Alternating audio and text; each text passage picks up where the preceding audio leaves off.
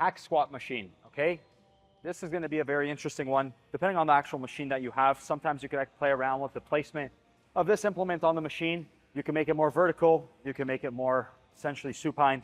At the end of the day, whatever's comfortable for you. Usually we like recommending somewhere of a 45, 60-degree angle. That's going to be really comfortable for most people with their hips and their ankles, okay?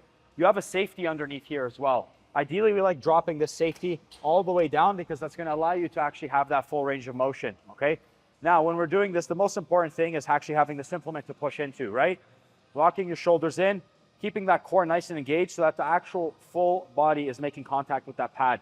We do not want hyperextension of that spine, and we do not want your butt coming off of the actual pad itself. That is a no-no.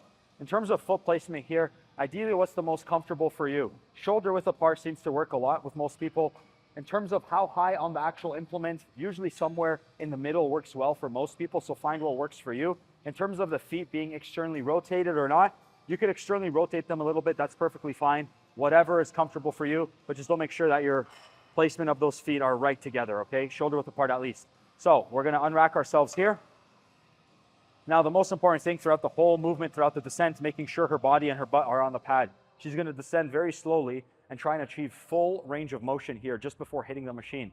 This right here is her full range of motion, maximizing to a degree hip and knee flexion, mimicking a squat pattern, and pushing through her feet. She is not putting any more emphasis on her toes or her heels. She's trying to balance out that weight throughout that whole foot. She's not trying to push just with the toes or just with the heels. We're gonna have her demonstrate a couple more reps here, nice and controlled. Up. And we wanna get as low as we could possibly go with this machine, right? And sometimes if you can't get super low, play around with your foot placement. You might need to go a little higher or you might need to go a little bit lower, but that's going to be all dictated based off of your ankle mobility, okay? And that is going to be your hack squat machine.